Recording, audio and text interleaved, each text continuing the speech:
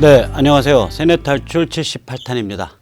오늘은 지금 이제 한반도 둘러싼 문제가 굉장히 지금 거의 클라이맥스를 치닫고 있어요. 이게 아마 제 생각엔 클라이맥스가 미국의 중간선거 11월 직후부터 굉장히 격화될 걸로 봅니다. 왜 그러냐면 미국의 그 중간선거 자체는 그러니까 북한에서 지금 상태의 교착 상태거든요. 교착 상태에서 커다란 진전이 없거나 혹은 미국이 극적인 군사 행동을 취하지 않더라도 이 트럼프 행정부의 승리로 끝날 가능성이 높아요. 트럼프 측에 지금 보궐이 9개를 했나요? 9개를 했는데 8개를 공화당 쪽에 승리했거든요. 이 트럼프 그 신드롬을 타고. 그래서 중간선거도 굉장히 낙관적이에요, 사실은. 이 여론조사랑 상당히 다릅니다. 오하이오 같은 데서 여론조사에서 아마 최종 여론조사에서 36대 64인가로 밀리고 있었어요. 근데 실제로 뚜껑을 까니까 이 공화당 쪽에 이겼거든요. 그래서 이런 상황이기 때문에 미국으로서는 북한의 그 핵이나 미사일이 결정적인 무슨 그 심대한 위협으로 이렇게 진행되지 않는 한 그대로 두면서 중간선거 치를 가능성이 높아요. 그러니까 중간선거 끝난 다음에 아마 여러 가지 그 상황이 상당히 그 다이내믹하고 위기가 점점 더 강화되는 가속 현상이 일어나지 않겠냐. 이것이 사실은 전문가들, 제가 이야기를 나누는 전문가들, 기레기들이 이야기 나누는 전문가들이 아니라 이야기하는 얘기입니다. 이런 상황에서 김정은이 이제 죽으려고 이제 아주 그 꼼수를 쓰고 있죠. 그러니까 김정은의 꼼수는 결국 이제 중국 침하퍼 속에 숨는 건데요. 이게 무지하게 이거 거의 죽으려고 그 작정한 짓입니다.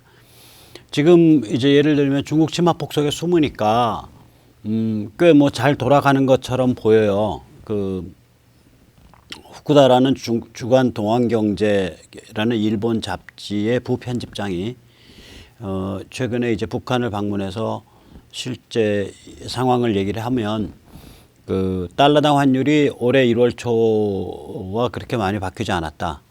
이 북한 같은 체제는 달러당 환율이 공식 환율하고 일반 환율이 많이 차이 나거든요. 이 공식은 저도 뭐 이거야 뭐 지들 마음대로니까 공식은 한마디로 그냥 달러를 주는 거예요.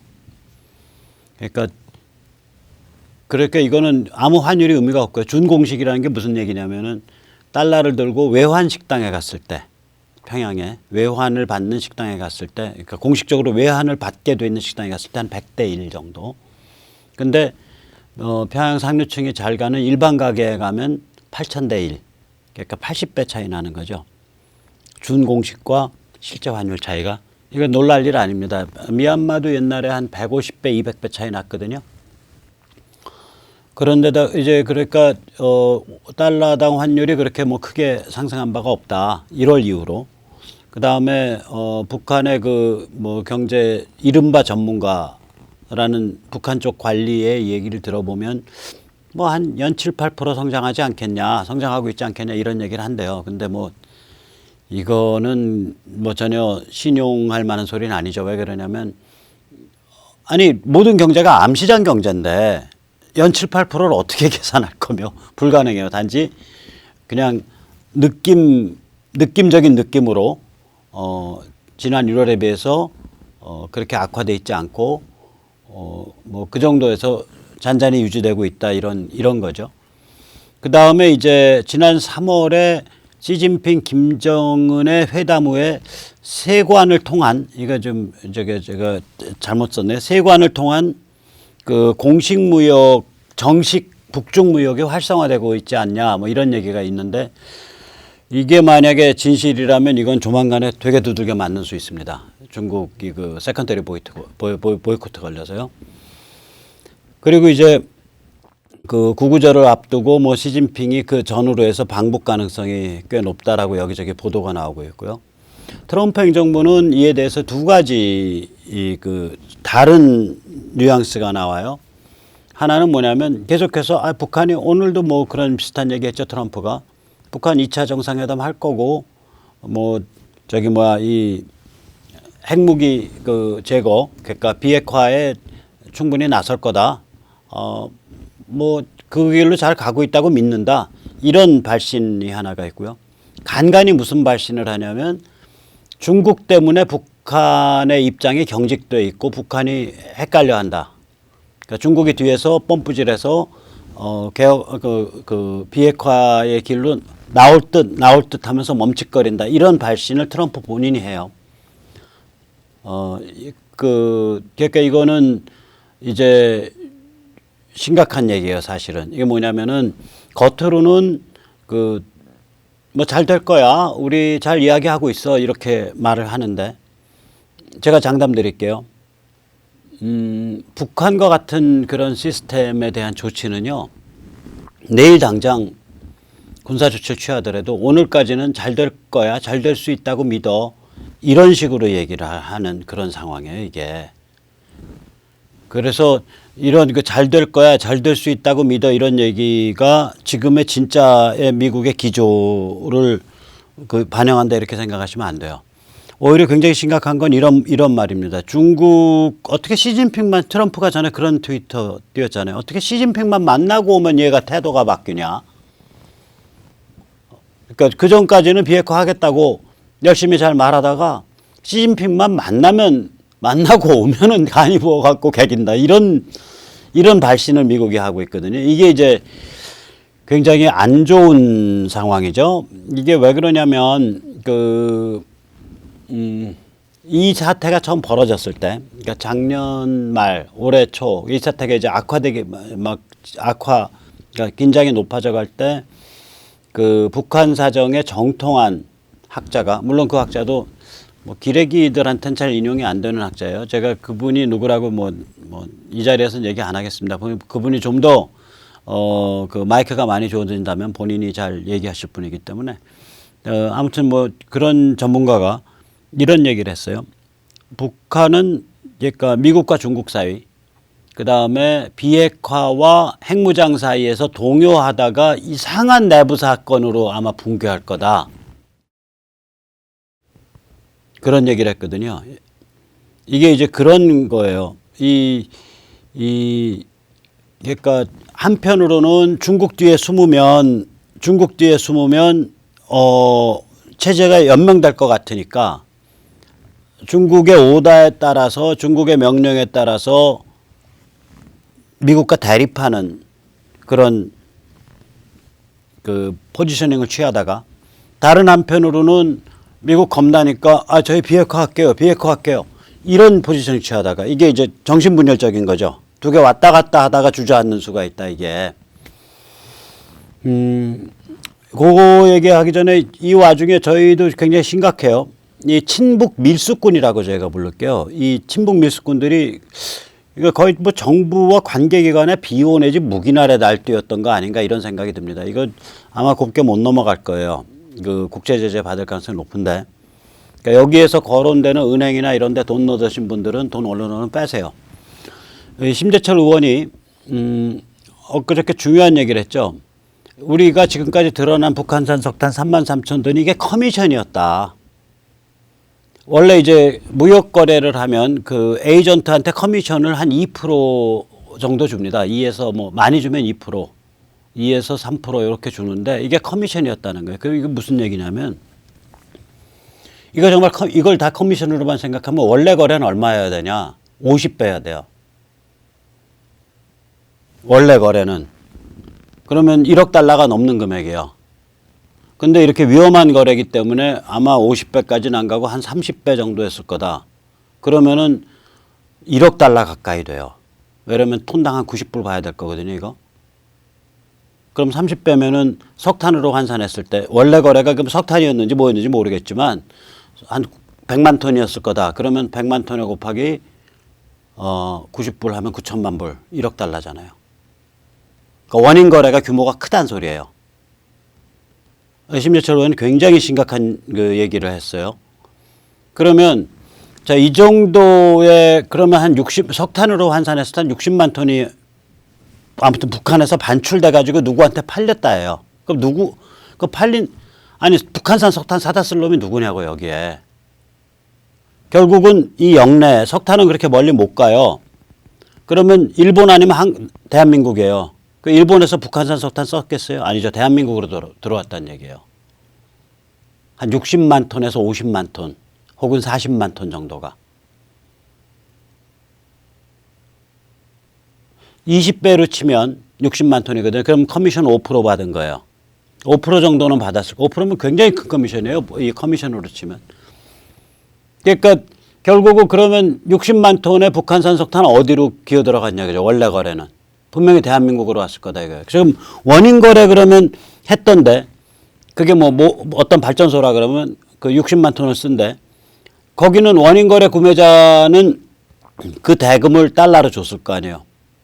그럼 달러로 주면 그걸 뭐 홍콩 페이퍼 컴퍼니로 받은 다음에 홍콩 페이퍼 컴퍼니에서는 물건을 사서 물물 교환으로 북한의 뭐 기름이나 이런 걸로 동해상에 대고 환적해 줬을 거라고요. 그러니까 이거는 큰 사건이 되는 거예요. 이거 가만히 보세요. 그냥 3만 톤짜리 그 3만 톤 정도 석탄 한번 그건 커미션이고 실제 원인 거래가 만약에 50만 톤, 60만 톤, 심지어 70만 톤, 80만 톤이다 이래버리면 이거는 뭐 한 1,000억 달러 규모의 1억 달러 규모의 그 1,000억 원, 1,000억 원 규모의 거래였다. 500억 원에서 1,000억 규모의 거래였다. 그러면 작은 거래는 아니거든요.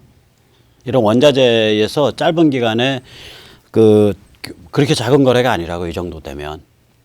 그러면 공공연한 이 대량 학살 전체주의 사교 체제에 대한 범세계적 국제적인 경제 봉쇄를 공공연하게 위반한 행위예요. 밀수행위라고요. 반인류적 밀수행위예요. 이건. 그러면 이 정도 규모였으면 정부나 관계기관에 비호 내지 묵인이 없었겠냐 이거죠. 수사도 굉장히 늦어졌잖아요. 미국 쪽에서 먼저 까기 전에는 관세청에서 까질 않았었잖아요. 이게. 그래서 이거는 아마 이거는 조금 나중에 두고두고 문제가 될 가능성이 커요. 이런 일은. 왜냐하면 이게 시효가 없게 해석될 수 있어요.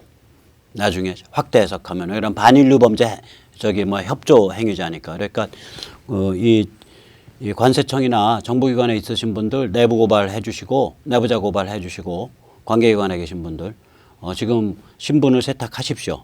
왜냐하면 이런 일은요. 나중에 그 반인류 범죄에 대한 협조가 되기 때문에 엔타이 휴머니티 크라임 이거 심각한 일입니다. 생각하시는 것보다 훨씬 더 심각한 일이니까 지금 잘 신분 털면 늙어 돌아가실 때까지 공무원 연금도 계속 받으실 수 있고 우리가 미드 같은 거 보면 부패 경찰이 제일 겁내는 게 뭐예요? 연금 없어지는 거 아니에요? 그 아까운 공무원 연금 퇴직하신 다음에 다 날리면 어떡합니까? 또 중간에 감옥 가시면 처자는 누가 먹여 살립니까? 그러니까 지금 빨리 이 내부자 고발에 나서시는 게 좋고 그렇게 해서 지금 해고되신다 그래도 한 2, 3년 후면 복직하시니까 혹은 해고도 못 시킬 거예요. 이제 이미 다 까발겨진 일이어서 그냥 좌천이거든요. 어디 이상한 조그만 마을에 가서 조그만 중소도시 가서 전혀 연고도 없는 몇 년 사시는 건데 그렇게 참으시는 편이 훨씬 낫죠. 용기를 가지십시오. 자, 그러면 이제 다시 얘기를 원안으로 돌아오죠. 이 김정은이 이 최악의 꼼수인데 이게 첫째가 북한의 핵미사일은 용납될 수가 없어요. 어저께 우리 세뇌 탈출에 출연하신 경기대 정치 전문대학원 안에 조성환 교수도 말씀하셨지만 북이 핵과 미사일을 가진다는 건 작게 잡으면 동북아시아, 동아시아. 그러니까 거기에는 대한민국, 일본, 타이완 다 포함돼요. 거기가 핵 정글, 뉴클리어 정글이 된다는 얘기고요. 다 핵무장하겠다고 나서니까. 크게 보면은 전 세계가 핵 정글이 된다는 얘기입니다. 그 다음에 이제 두 번째는 지금 미국은 아마도 매우 강력하게 그런 게 가끔 나왔었죠. 그러니까 북한의 탄도미사일 부품 이런 게 중국산이었다라는 얘기가 나오는데 북한의 핵과 미사일은 시진핑 체제의 작품이다. 그렇게 보고 있을 거예요. 이게 그 시진핑이 이 권력으로 그 승계해가는 과정, 권력으로 정식으로 주석이 된 건 2013년 11월인데 이미 12년 뭐 이렇게 되면 시진핑의 그 입지가 굉장히 강화되니까 그 과정하고 김정은 체제가 들어서 가지고 김정은 체제가 들어서서 이 핵과 탄도미사일 개발 실험이 막무가내로 막 진행된 과정이 같아요. 그러면은 이 특히 중국의 군부 쪽에서 온 기술인데 이게 중국에서 왔다면 중국의 군부는 태자당의 핵심 세력입니다. 여기는 중국 군부는요 특징이 뭐냐면 아마 인민은행이 중국 군부가 운영하는 군영 기업일 거예요. 중국 최고의 은행이. 중국의 대부분의 큰 기업들이 중국 군부가 운영해요. 여기는 예를 들어서 중국 군부가 뭔지 우리는 잘 느낌이 없는데 이런 예를 들어 드릴게요. 그 만년 권력이에요. 예를 들어서 1966년에 모택동이 저거를 시작했을 때 저게 뭐죠? 저기 뭐야 그 문화혁명을 시작했을 때 제일 처음에 바람 잡고 그 중학생 애들 그 나와가지고 완장 차고서 이제 행패 부리기 시작할 때 걔들을 보호해주고 바람 잡아주고 펌프질한 게 누구냐? 중공군이에요. 군부예요. 그럼 1976년에 이거 이제 저기 문역을 다 거듭고 중지를 시킨단 말이야. 75년, 75년, 뭐 76년 요때. 그때 그러면 이제 그 완장 차고 날뛰던 홍위병들 때려잡은 건 누구냐? 군부예요. 그러니까 군부는 항상 이 노선이든 저 노선이든 항상 군부는 기득권과 권력의 체제예요. 태자당 군부집 자제들이요. 중국이 정말 못 살았을 때 1980년경에 이미 캐나다와 미국에 유학들을 왔어요. 이미 그때. 이미 태자당 애들이 나중에 태자당 되는 거죠, 걔들이. 그러니까 중국의 시진핑은 누구냐고요. 태자당을 대표하고 태자당의 대표 선수 아니에요. 그러면 시진핑 체제의 등장과 중국의 군부가 갖고 있는 테크놀로지가 북한에 전해졌다라는 사정하고 두 개는 정확히 매치하잖아요. 태자당의 핵심 세력은 중국 군부고 그 다음에 그 태자당의 대표 선수가 시진핑인데 시진핑 체제가 등장하는 과정하고 등장해서 절대화되는 과정하고 북한이 중국 군부가 컨트롤하는 기술을 사용해서 핵과 미사일을 완성해가는 과정이 보조가 같았다는 얘기 무슨 얘기냐고요. 이거 뭐 어린애도 짐작할 수 있는 거죠.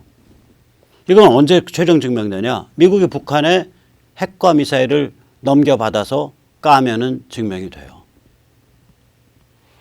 그러니까 지금 미국은 야 우리가 그거 증명돼도 너한테 책임 추궁 안 할 테니까 혹은 뭐 서로 좋게 해서 네가 그러면 잘해서 이거 넘기도록 해.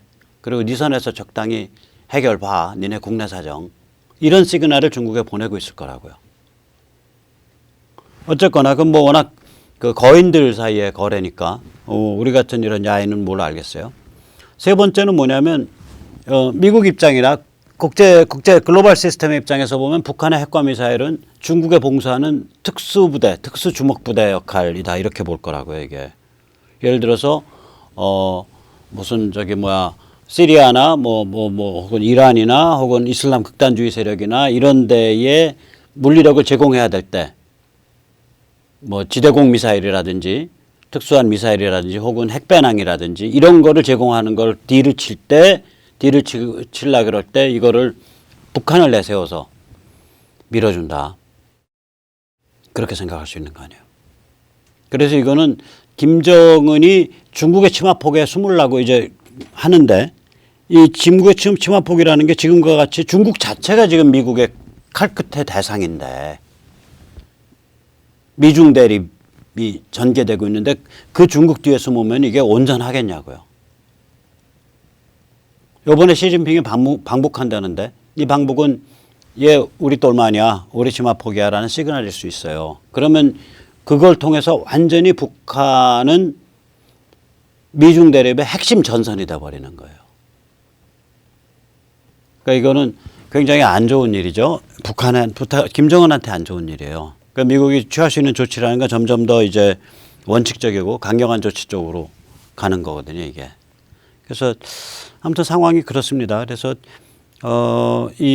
전에 제가 그 말씀을 나눴던 그 북한 전문을 하시는 교수님 말씀처럼 미국과 중국 사이, 그 다음에 핵무장과 핵포기 사이에 갈팡질팡하다가 꼼수 부리다가 이 골로 가는 그런 상황으로 지금 김정은이 가고 있지 않은가 그런 생각이 들고요. 이 과정에서 미국 쪽에서 예를 들어서 무슨 북한이랑 딜이 잘 될 것 같고 그런 또 굉장히 희망적으로 보는 그런 시그널이 나온다 그래도 그거 전혀 개의치 마세요. 이 상황은 전에도 말씀드렸지만 발걸음을 보세요. 그러니까 딱 두 가지 발걸음 보면 됩니다. 군사 포위를 미국이 어떻게 진행하고 있나. 그 다음에 대북 경제 제재를 어떻게 하고 있나. 지금 보면 저거에 대해서도 브레이크 걸었잖아요. 남북 간의 도로 연결에 대해서 그 경제 제재 그 봉쇄 구멍 뚫는 거야. 하지 마라고 미국이 문재인 정부 브레이크 걸었다고요. 그 다음에 지금 개성공단에 설치되어 있는 임시연락사무소 그 문제를 가지고도 이거 경제 제재에 위반되는 것 같은데 이런 식으로 브레이크를 걸고 있다고요. 그래서 제가 보기엔 문재인 정부가 여러 가지로 좀 몰려가고 있으니까 국내 경제정책 워낙 잘못 풀어가지고 원전 문제라든지 그 다음에 최저임금 문제라든지 여러 가지 그다음에 이제 기업가들 이런 문제를 워낙 잘못 풀어서 이 체감 경제, 실물 경제가 전부 이제 안 좋아지고 있는데 급속하게. 그러니까 문재인 정부도 정치 위기죠. 이거 옛날 같으면 정치 위기 그냥 100% 가는 건데 야당이 비실비실하는 데다가 조중동과 같은 메이저 언론이 빚을 내니까 지금 정치 위기가 잠재돼 있는 거거든요. 이렇게 튀어나오질 못하고 이런 상황이기 때문에 그 정부 기관에서 일을 하시거나 관계기관에서 일하시는 분이 이 대북 제재를 구멍을 뚫는 행위를 감지했을 때 반드시 내부자 고발해 주시고요. 나오셔서 용감하게 폭로해 주셔야 됩니다. 그거 함부로 협조하시면 나중에 혹은 묵인하시거나 혹은 방조하시면 나중에 되게 걸리는 수 있습니다. 그때의 죄목은 그냥 단순히 국내 상황의 문제가 아닙니다.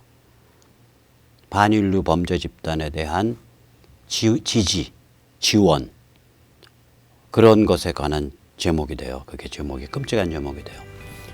가문에 먹칠하지 마시고 늙어 죽으실 때까지 행복하게 많은 연금 받으시는 그런 인생을 유지하시기 부탁드립니다. 감사합니다.